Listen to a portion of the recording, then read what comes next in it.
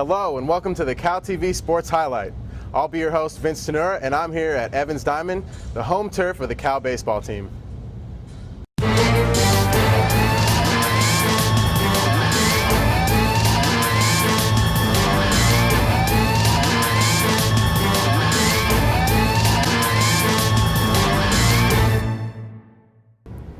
Normally at the CalTV Sports Highlight, we like to bring you highlights from a recent sporting event. However, this will be a special episode in that we'll be focusing not on the Cal baseball team itself, but rather one of its rising stars, Tyson Ross. Ross has emerged as the ace of the Bears pitching staff in 2007. He features a low to mid-90s fastball, a changeup, curveball, and slider, delivering all of those from an admittedly unorthodox delivery. Heading into this season, Ross was named as a candidate for the Wallace Award, given to the nation's best collegiate ballplayer. He was also voted by the coaches as the preseason Pac-10 Pitcher of the Year. Ross hails from nearby Oakland, California, and was interested in sports from a very early age, something which he attributes to his family. First started playing when I was about 4 years old down in Oakland, next to the Coliseum. My family's great. I mean, everyone's sports oriented, really. We're always out at the park. Ever since I was little growing up, I got a brother, sister. My mom and dad are great. I mean, just always out, working out, running around, just playing.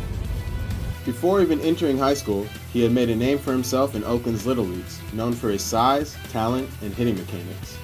There was this phenom I was hearing about in Oakland. I was coaching high school baseball at San Lorenzo High School, and I was just, so I'd see him in the papers. But anyway, as a 13-year-old, there was a 5'11", slender kid that showed up at this informal batting practice I would have for the city of Oakland. Different kids from like 13 to 18 would just show up, and we just have it, and his hitting mechanics were great. So even though I know he's a mid-90-mile-per-hour pitcher right now, he was a great hitter as a kid and at Bishop O'Dowd High School, even though I wasn't the coach here his senior year. The lanky adolescent Ross entered Bishop O'Dowd High School primarily as a first baseman, and it wasn't until his junior year that the coaching staff inserted him into the rotation. We had him just working as a first baseman and as a hitter, but he would throw some batting practice every now and then, and we saw the domination potential in him as a pitcher, and so we tried it out a little bit in practice and then threw him into a game, and he did pretty well. So, as a junior then he actually became part of our rotation. As a junior, Ross helped his team to the league championship, and by his senior season, he was attracting attention on the national level. Before deciding to attend Cal, he was projected as high as a third-round pick in Major League Baseball's first-year player draft. I think senior year in high school, and I realized I might have a shot at it. Just keep working at it. Hopefully things will turn out working good, And we actually got as high as ranked 6th in the country by Baseball America, and a lot of that was due to having a player like Tyson, who was basically a pro prospect. And routinely we would have 15, 20 scouts at our O'Dowd games where I'd have to section off a part of our bleachers for Major League Baseball. After leading his team to a state championship in 2005, Ross had to start all over again at Cal as a freshman, a difficult adjustment for any incoming college athlete. I had a lot to learn, and I just kind of learned things on the fly. I was lucky to start behind two quality starters at the beginning of the year. So I was just learning constantly and just moving on the fly.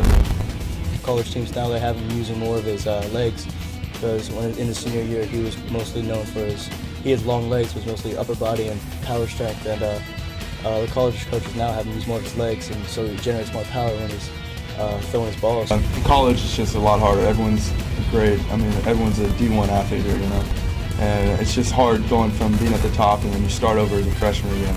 It's just a little bit of a weird transition, but it's pretty tough to handle. However, the transition wasn't as difficult as Ross might suggest. As a freshman, he brought up the rear of the club's three-man rotation, compiling a 6-4 record, a 3.19 ERA, and 85 strikeouts and 85 innings of work. Those numbers were good enough to earn him the coveted Friday slot in the rotation for the 2007 season.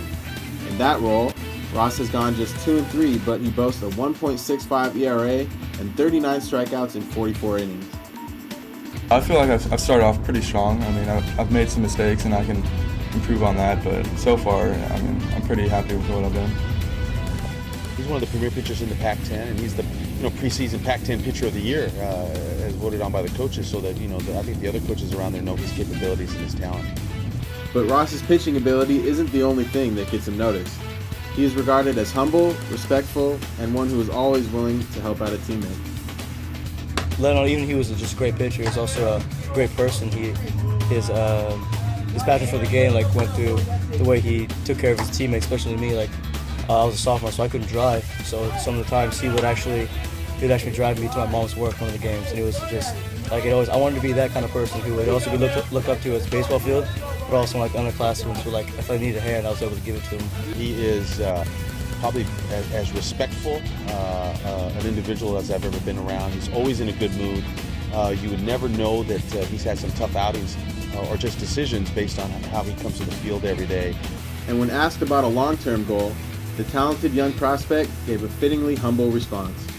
Just find success in whatever I want to do and be happy with it.